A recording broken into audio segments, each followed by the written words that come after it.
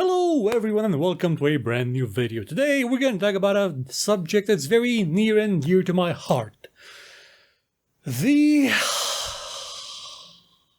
pleasure of using Adobe products. Now, as you may know, Adobe is a company that produces a whole lot of stuff. I mean, they made a PDF format which was something that was kind of a game changer back in its day. It was a format that allowed people to view files in the same way, with the same formatting, regardless of where they were looking at the file from. No matter the operating system, the device, it was always the same. Then you could scale it up to insane sizes and still keep the same quality. It was amazing. And then they came with Photoshop, and then they came with Premiere, and then they bought Centrillium and came with Audition. And well, it makes a lot of software. A lot of it is good. Most of the time, let's say it's good. Let me rephrase that. For most people, it's good.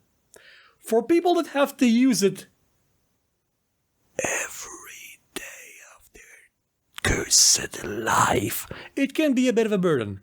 Because occasionally their software will do things that it wasn't supposed to, or they will do things to the software that they weren't supposed to. Or they'll say, hey, what do you mean you don't want to upgrade to the next version of the software that you paid for?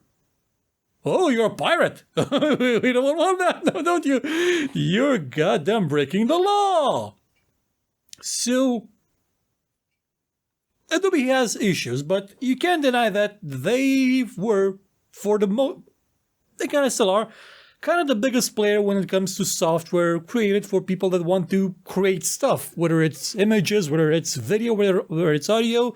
It is one of the biggest players on the market. And they became one of the biggest players on the market, mostly because about a decade or so ago, they decided to ditch the, oh, you want this software? Okay, pay us $2,000. And they went the route of, oh, you want software? Okay, $30 a month. Yours. Upgrades for free. Use them as we even give you cloud storage. Also, on occasion, your credit card information may get leaked in a hack. People still try to use that information from time to time. It's not concerning because it wasn't mine, so it doesn't matter. But because it has issues. I mean, because they had transitioned to this model of you pay not a fortune and you get to use it, and you do still end up paying them a fortune as time goes on. But for the most part, it was how a lot of people, including myself, managed to actually be able to do videos and stuff, you know, on the cheap. Well, not me. I mean, I didn't pay for it. The company that I work for used to pay for it. And for a while it was, let's say, neat. But there's also the disadvantage that once you start on this road, once you start on the Adobe road, you get locked into the Adobe ecosystem. If you want to use Premiere, you also want to use After Effects to do all sorts of effects. Personally, I don't use After Effects. I don't like just having a different software to do the things that I should have been able to do in Premiere from the start. So pretty much everything I've done ever in terms of effects was always done in Premiere, and maybe Photoshop or maybe Paint. I used to do things in Paint and just drag and drop them into Premiere and do things like that. Raul, on the other hand, did use Adobe After Effects, and he made the title screens you no longer see on the bottom of the screen, the lower third in the shows. Those things used to use up like 3 gigs of memory just to exist. It was ridiculous. I kept suggesting he makes transparent videos out of them. Maybe that'll be easier. But as you may have noticed, we don't have those lower thirds anymore. That's because I don't use Adobe products anymore. Since my day job doesn't use them anymore. No, my day job never used them. My day job uses Word for photo editing.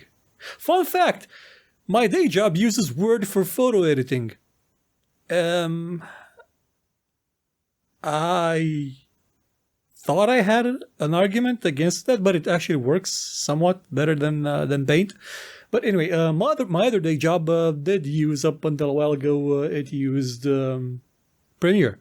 And then they sort of ditched the Adobe thing. Since I have nobody to mooch off of, I'm no longer using them at all. I dropped Adobe with all that it implies, everything. And those were a big part of my work infrastructure, of my daily routine. Without them, I thought to myself, what am I going to use? So I started scrounging around, and I found some alternatives. And I thought I'd make this video to share my experience of ditching Adobe, or abandoning Adobe, or sin PDF, though that doesn't make sense because I'm still using PDF.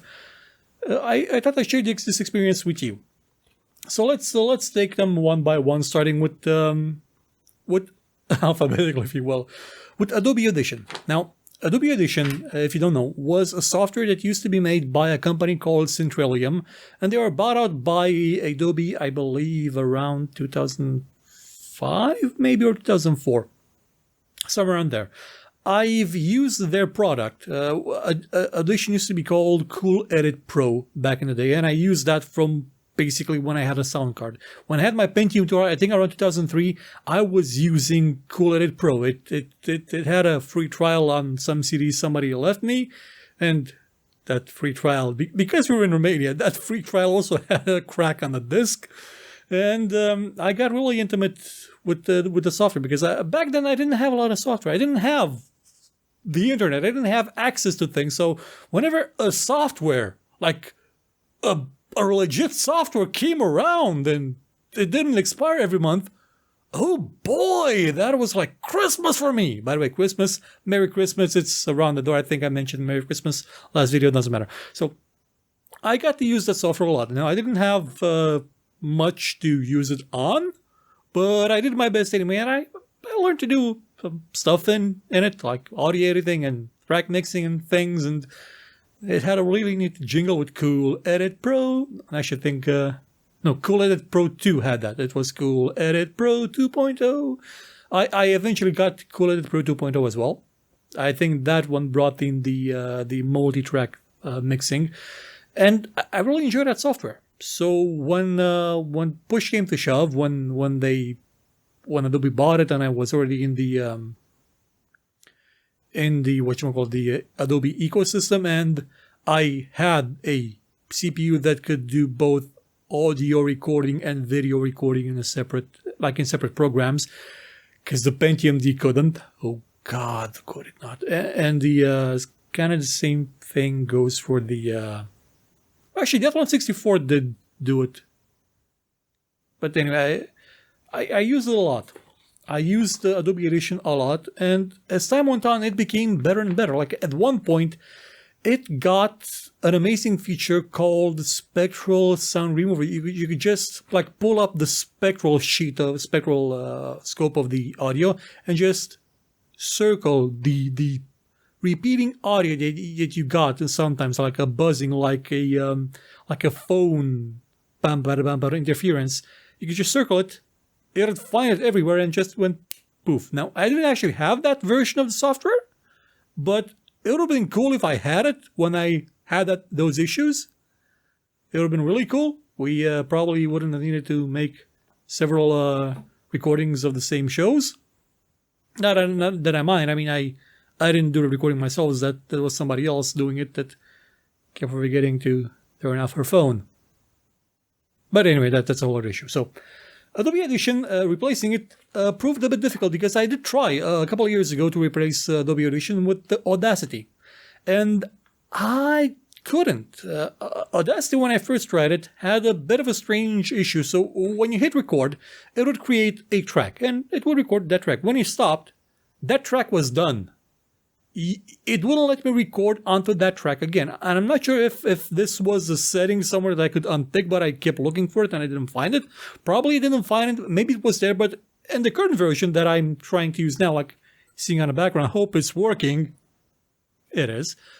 They actually made it default so that when you stop recording, it continues on the same track. Now, you can't reset the playhead to where you want to. No, it just keeps recording from the end of where it did, which is still kind of annoying, but for the most part it works. It still has the same effects that I used, almost. I basically just had like an automatic thing set in Adobe Audition to, once I finished recording, it would just scrub it for background noise automatically. I can do the same thing here manually. There's a way to automate it, I'm sure of it. I mean, the software as it is now, Audacity is very, very feature rich, and there's probably a feature for that as well. I'm going to look for it when I have the time. But for the most part, it works now. So it's a software that I wouldn't say I'm super duper ecstatic about. It still lags behind Audition in terms of some things, but it works. It's a thing that I use and I'm okay with. I don't really pay much mind. It's sort of there, and it does its job. I'm not gonna make a monument to it or anything like that. I'm not ecstatic about it. There's no magic. It's a utility. It's not gonna have the same effect on me that Audition does, because Audition is backed by Edit Pro, which I've been using for 16 years, I guess. Damn. That's a long time to be using a single piece of software. Well, Windows and Word and Paint. There's that, I guess. But these are more production-oriented software. So, speaking of production, hopefully the white balance to this video is okay, because on the last video, the white balance was like a Deus Ex Human Revolution before the director's cut that toned down the yellow. So I tried to do that in post, and it did not turn out super well. Hopefully this one will. I'm wearing blue now, so maybe the blue will sort of inform the camera to not mess. Well, actually, it was my fault. It wasn't camera. I sort of set the camera back then to a certain type of light bulbs, and I didn't save the new setting once I switched the light bulbs. So that was my fault, not the camera. The camera's good. I'm saying that so the camera doesn't turn against me. Don't tell it. Okay, so if you're looking for software to replace Adobe Audition, Audacity works well enough for audio recording on occasion. You probably noticed that I haven't been actually making a lot of shows in the past couple of years, and I'm basing my experience of using these pieces of software on the last couple of months. The last 2 months I've had this new PC on which I don't have any Adobe products. I do have no, I don't even have the PDF to try. Okay, I've ditched Adobe completely. And that's what my experience is based on. It's more of like jumping over the first hurdle. It's not I was in the trenches for 12 years, I know where the bodies are buried, I'm the one that buried them kind of approach. I will get to that eventually. Hopefully. It depends on whether the software buries me or if I bury the software first. The second most important thing the most important piece of software is, without a doubt, Adobe Premiere. Like Premiere, before Premiere I used a bunch of free or semi-free video editing software, like the Pinnacle Studio, which came with a camera that my neighbor had, so he lent me the software. And I had fun making videos on it before the internet was a thing. And YouTube was a thing, and I didn't really do anything with those videos. They lost the time. I used to make videos of myself like flying jets in San Andreas under bridges and make it all look like cool and seamless, and not, highlighting the 50 or so failed attempts when I would crash like with a tip of the wing in the water and everything would explode.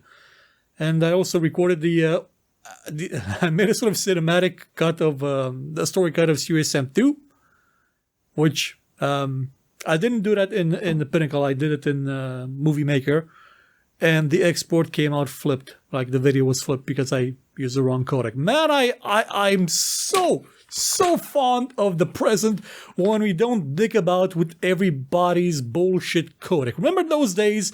If you didn't have XVID version something something something and XVID version something something and DivX version something something and this cinema this codec pack that screwed up Adobe Audition or screwed up Adobe Premiere, then you couldn't view a video. Man, things are simpler now when we have hardware decoding for everything and hardware encoding. So in terms of hardware encoding, when I got Premiere, it didn't have GPU encoding for software. I think it was version 5.5 or 5. Oh no, it was maybe 4.0. And back then it didn't have the Mercury playback engine and stuff like that. So making videos still took quite a while, and results varied. It was a bit of a learning experience for me, especially when I learned the most important thing, and I think I've mentioned this in a different show. If software works, you never ever update it. You never ever update it, because I did. I was working at Arena TV. I was making around 80 shows, 88 shows, somewhere around there a month.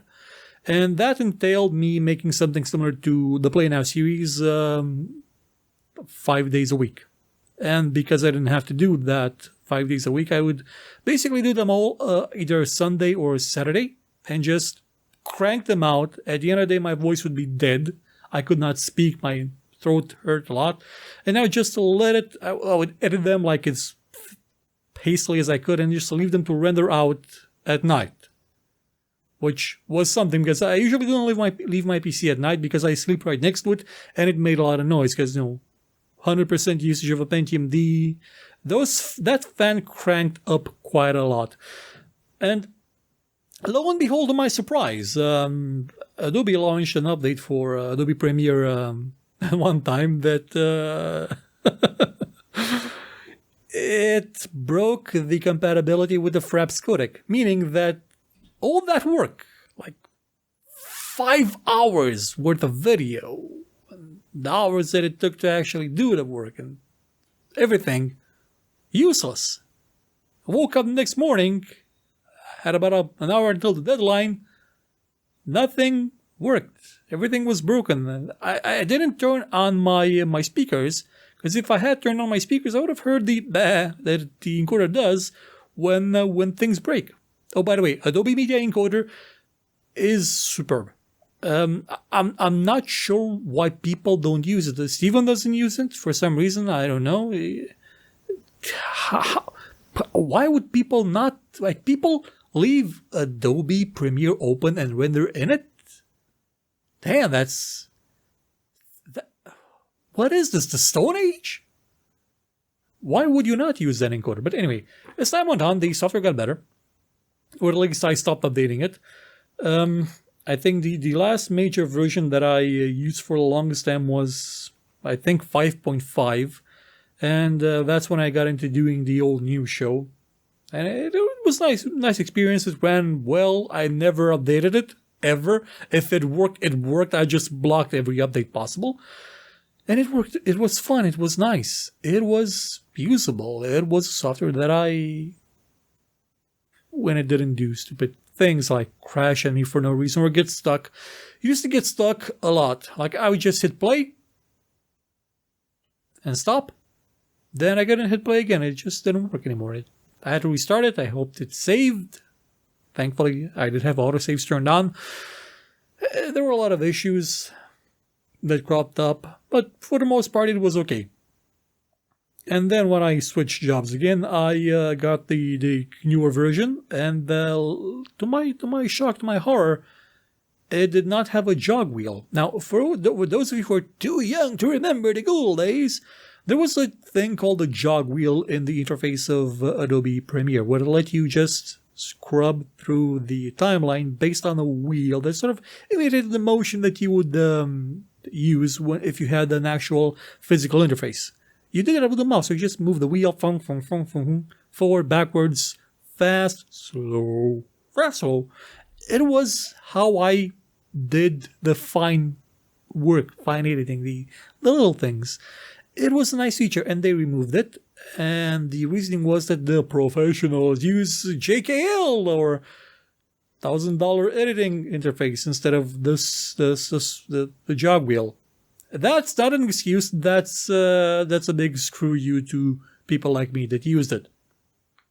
So since then, I've been trying to weed off Premiere. Took me about 5 years to actually do it. And I eventually ended up with DaVinci Resolve.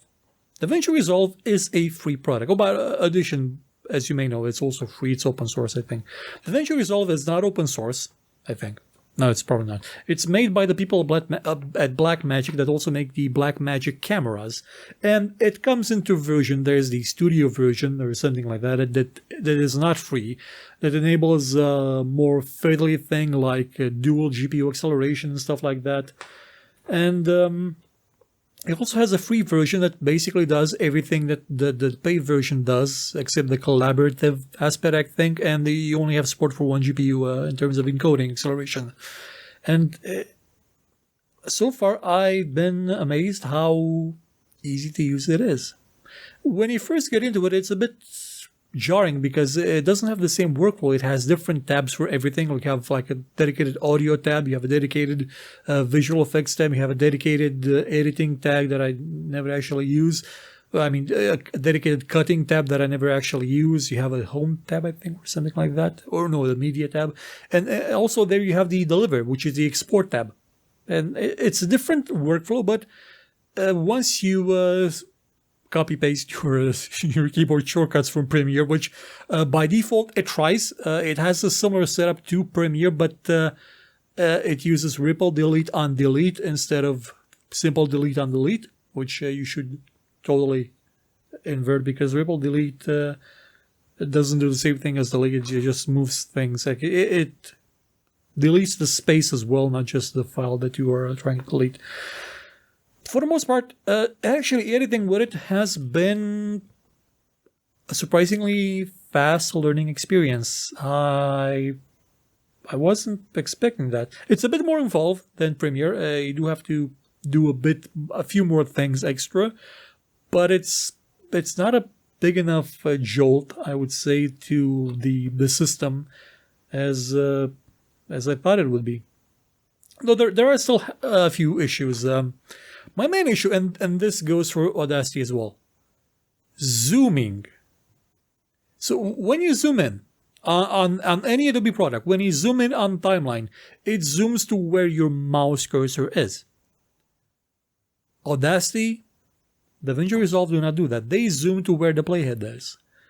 And just this thing, just me having to like find the playhead, move it back there, or I think there's a key to just move the playhead there, but that extra step, that is annoying as all hell. Like, it is super, mega, ultra, omni annoying, but it does have other nice features, like the audio part I like in Audition quite a lot.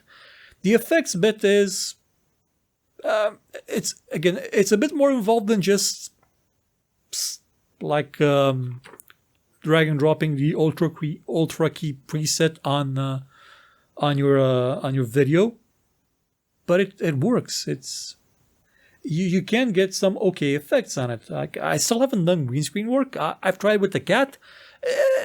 Results are mixed so far, but I'm trying to see if I can actually get something workable. Not that I still have I do have the green screen somewhere, but I don't have the setup to use it anymore, and I probably won't have the time to. But for the most part, it's okay. So far, it has only punched me in the face like once or twice.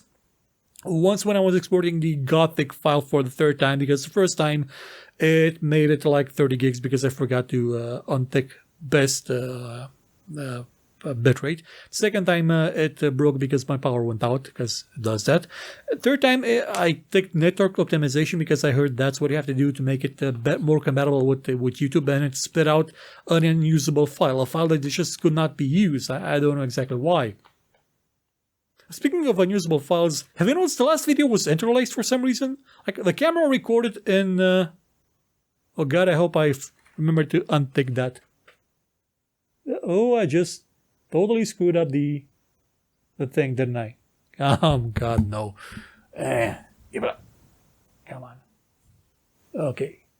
Back to autofocusing. I just wanted to say this... Yeah, it's an MP4. So the last video was shot in MAV because that was the preset that I used to use on the old videos when I used the MAV file. But MAV support. I don't have to install any sort of QuickTime software to actually get it to work in Adobe in DaVinci Resolve. with Adobe, I had to install either a QuickTime alternative that sometimes did not work, or Apple's QuickTime software, which came with the updater. And hey, would you like to install iTunes even though it's end of life? No, here it's just drag and drop. It has very good support for files or video files. Most of the time, sometimes it doesn't. Sometimes some just don't work for some reason. I don't know. And the second time it punched me in the face was when I was trying to use optimized media to speed up the rendering, and it resulted in it crashing when it, well, the encoder crashing when it reached a certain cutoff point of the rendering. That was in the Gothic file, by the way. That's when it happened once, but I didn't let it like finish the rendering because I knew where the error was and corrected it. Exporting video with it is a bit more of a problem because it doesn't have as fine of a granular feel to it. It does give you some options, sufficient options for most people. I still would like more. It doesn't have the same kind of settings that Adobe Premiere gives to you. And one of the reasons it doesn't is that some of these options are buried in the video, in the GPU encoder. And unlike Premiere, which eventually did get support for AMD graphics cards, with mixed results sometimes, depending on the GPU driver of the Adobe, of the AMD Radeon graphics card, DaVinci Resolve doesn't seem to have support for AMD's video encoder, so I'm lacking certain options. Options that I keep seeing in people's YouTube tutorials about DaVinci Resolve, like Epoch's Vox. I've been watching his videos to speed up my my learning curve, to flatten my learning curve, if you will. And he does, because he has an NVIDIA video card, he does have other options that I do not have, like setting a better encoding profile or better bitrate, stuff like that. That's a bit more like setting variable or fixed or a target for your file size, stuff like that. That's missing from what I have, or maybe he has the paid version. I don't know. Still, in terms of what it offers, free of charge, it is okay. It works well enough. Oh, that thing went out again. Come on, wake up. It works well enough. I'm not disappointed by it. Audacity, by contrast, just is there. But DaVinci Resolve, I'm actually not having a bad time using it. There's still secrets to be unearthed. There's still things to accommodate to. Maybe once I get an NVIDIA GPU in 1, 2, 3, 5 years, it'll make encoding even faster. It'll make the workflow even better. But even now with the Radeon graphics card, because I have an 8-core CPU, it still works fine. Like I said, I'm depending on the detail, I'm crunching between what was it? I think it was 90 to sometimes 170 frames a second, depending on what's on the screen. Though in the case of the Gothic video from a few days ago, a few weeks ago, the scene with Diego, when we were talking with Diego, that thing worked like at 30 frames a second. It crunched it at 30 frames a second for some reason. There was something in that scene. I think maybe the water, maybe encoding the water was causing trouble for it. I think, maybe. Possibly, who knows? It's a strange issue. Okay, so moving on. DaVinci Resolve, I wholeheartedly recommend it as a software to replace Adobe Premiere. It works, and it works on everything. It works on Linux, it works on Mac OS, I think. It works on Windows. You are free to use it whenever you want to. It is a good, solid software. And one thing, Adobe Premiere, depending on what workflow, on what kind of files you're using, may have a hard time actually decoding those files properly, because it's better described as a framework on which you can edit different types of files, each with their own infrastructure for decoding and encoding. And not all those systems work necessarily as well as they could. DaVinci Resolve doesn't have as many problems when editing certain file types with 4K files. Like on the old system, if I added like a text to a 4K video on the old i5, it would just start chugging like it was trying to, like I was trying to like play back a 1080p video in Adobe Premiere on the At164. It got to that level of performance for some reason. It was a weird issue. Thankfully, I've not encountered such issues here with DaVinci Resolve. Again, it doesn't maybe have the same vast library of effects and stuff that Premiere had, but it does things well enough. Now, for the part that actually took me the most time to replace. Now, since I got this camera, I've been using Lightroom. I've never used Lightroom before getting this camera because I had no need to. I had used Photoshop before because, you know, making like the banners for the articles I used to post on Zone IT, not Zone IT, actually Zone IT as well. I made the one where Ubisoft was getting eaten by Vivendi. Man, that was fun. Sadly, I didn't take somebody's suggestion to make that the chunk eaten out of Ubisoft increase as the shares of Vivendi increased. But I used it a lot when I was working at Games Arena. I used to use it a lot when I was working at Arena TV. And it was software that I got used to. I wasn't like an expert in it. I just used it for stuff. But actually replacing it proved a bit more difficult because of one thing. I shoot RAW photos with this camera because RAW lets me keep the data a bit better than a JPEG does. It gives me a bit of flexibility of post-processing an image.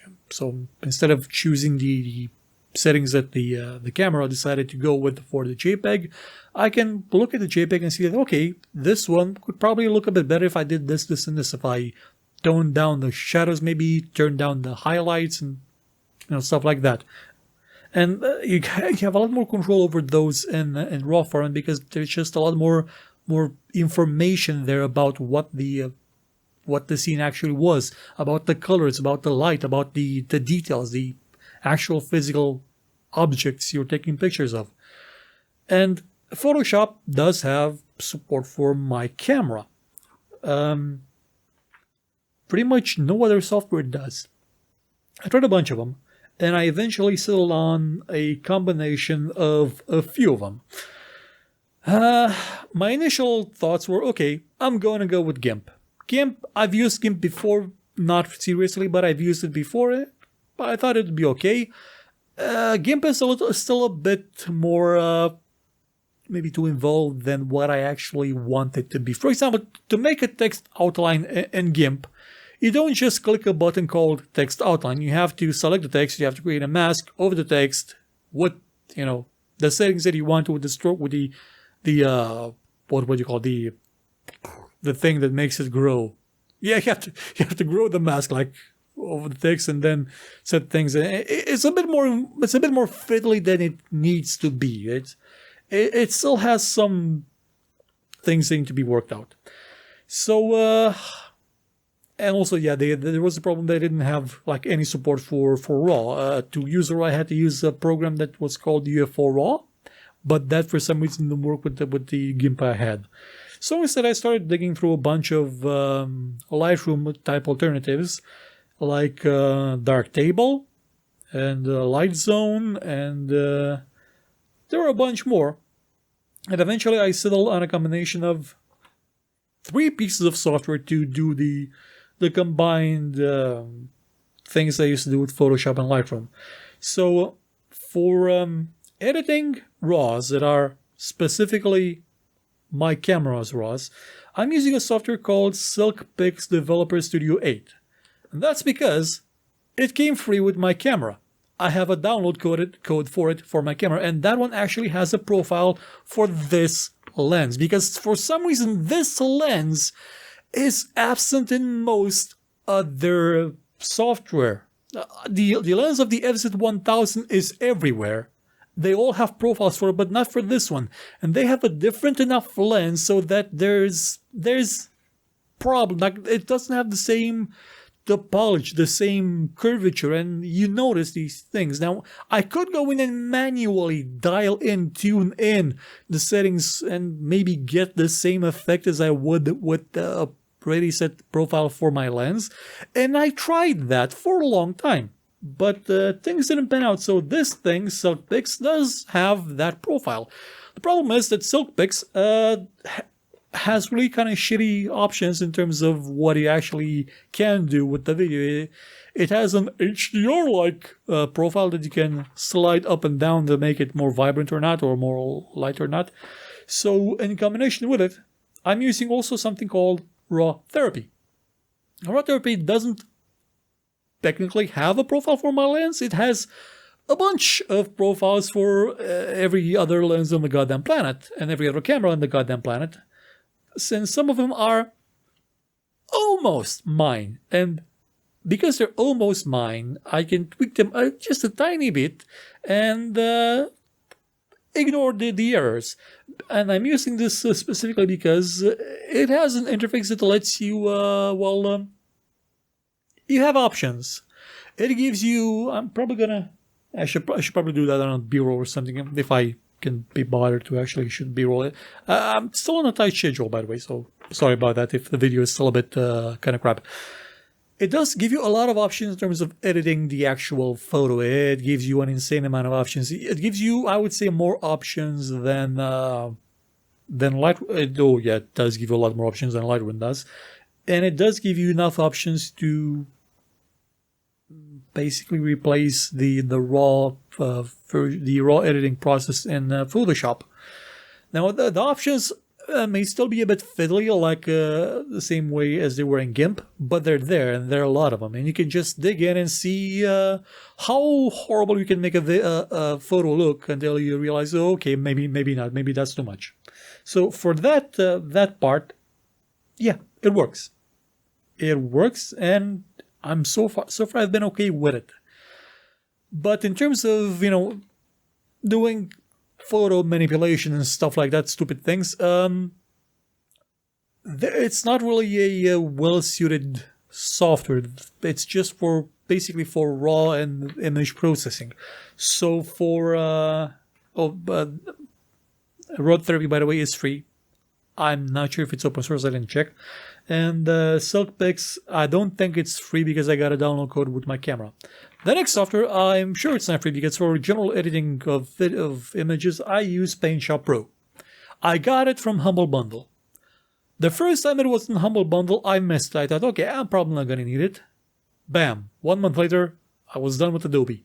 And I wanted it, but the offer expired. And then, lo and behold, the offer comes up again in Humble Bundle, so I bought it.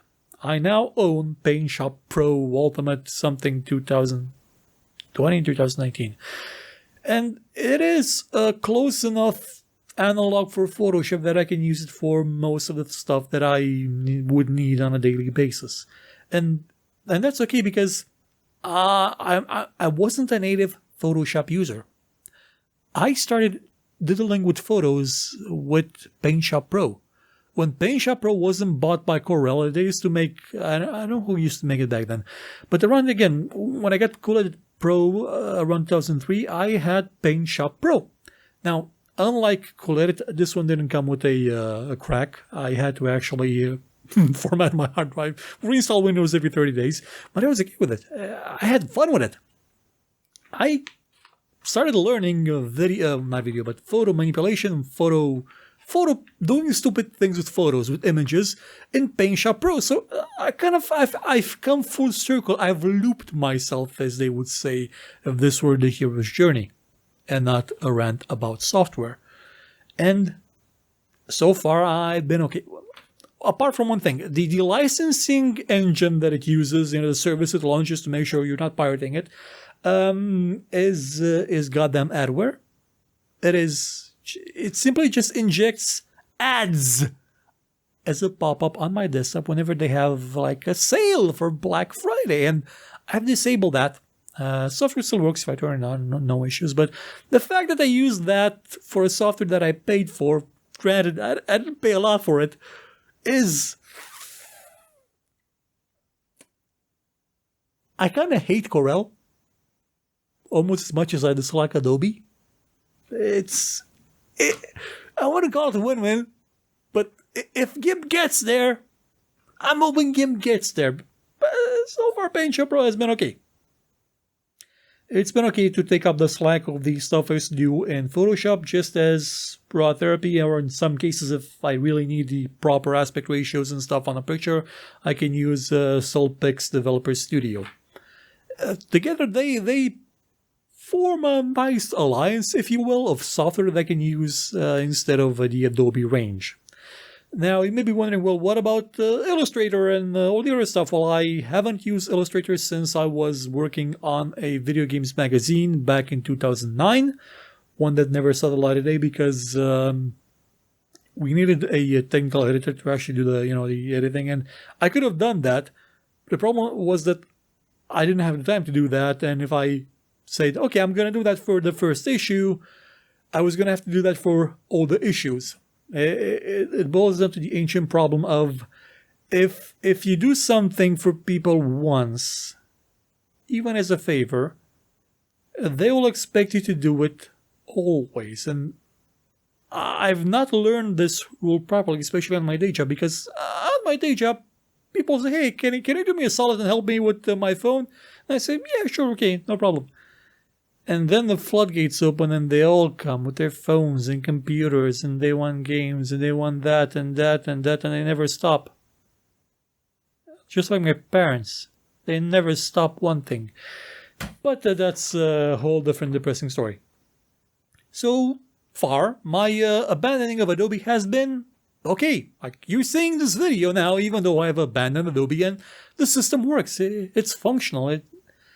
Hopefully this video will not be interlaced for some reason. I don't know why it interlaced the other one. Maybe it was because it was a MOV file. Though, now that I think of it, it was kind of encoding it at 24 frames a second, even though it was supposed to be 30.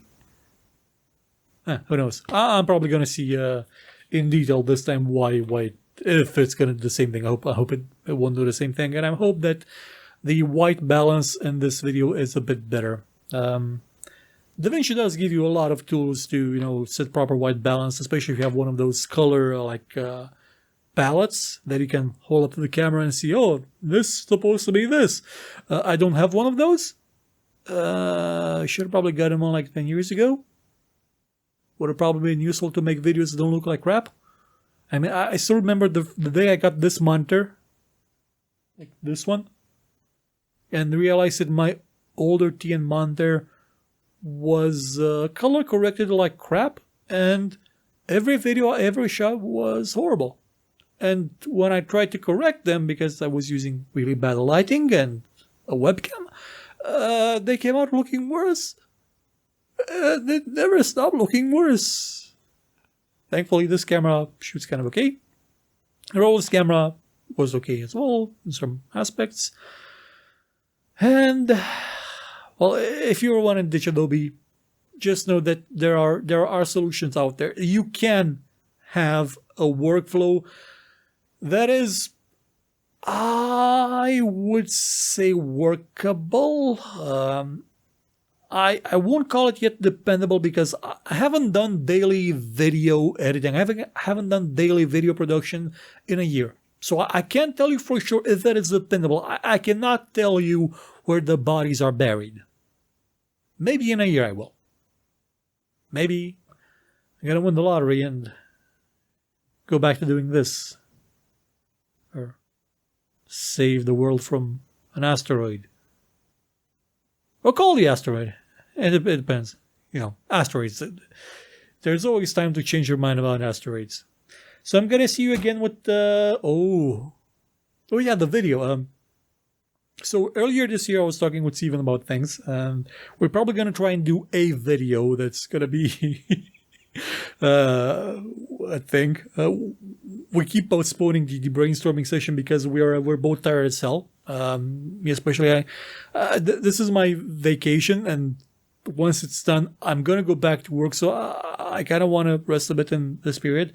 But we're planning to do a sort of video / theater drama thing. And apart from that, there's also the new video series that I've been saying I want to make on Twitter, and I think that one's doable in a short frame time. It'll be about everybody's favorite subject, politics, and it leans into the Venom thing that I was talking about a couple of videos ago, with the one with the Half-Life Alex, and I think it's gonna be venomous enough to upset some people, but enough of an antidote. Like not a big dose enough of venom that it would kill someone, but maybe enough to inoculate them to act as an antidote for said venom, were to come in larger doses from other sources. So keep on the lookout for that one whenever I actually get the time to make it. So Merry Christmas, everybody. Happy New Year if I don't see you again this year, and hopefully this thing, I haven't actually gotten around to doing a proper video about it. Some issue about it. It doesn't seem to work at the same time as my mouse. This one, the Habit mouse. For some reason, they both kind of use the same resources according to Windows, and I can choose either one of them, not both at the same time, which is kind of weird. But it's kind of okay because this one also works as a mouse, and that's what I've been using it as. When I a couple of days ago, I was leaving my room. I was in the bed. It's right there. That's where I sleep. This is where I work. Like, I exist in this space, and I was playing Heroes 2 on the TV with this thing. That's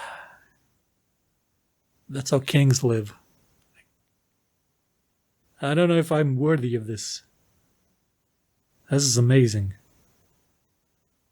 So I'm probably gonna have a review of it, or a post-mortem of it, because it's 4 years old already. It's 5 years old almost. It's already dead. I'm gonna have a review of it one day soon, and hopefully next month I'm gonna. I like big bots, right? And I did ask the PR people, hey, we have a channel that's so dead that YouTube removed our logo. So our channel avatar doesn't exist anymore. And I asked the PR people, hey, would you like to give us a key for MechWarrior 5, even though our channel is dead? And they didn't get back to us. That's okay. That's pretty much what I expected would happen. No problem there. But I still kind of want to play it, and maybe I'll get it next month. It would be a bit like crossing the ancient rule of never paying more than $20 for a video game. I did that once with Assassin's Creed 4 Black Flag. Still regret it. So too bad you can't pull the accumulate the coupons on the Epic Game Store. Because even with the coupons, it's still $30. Maybe next month, maybe February.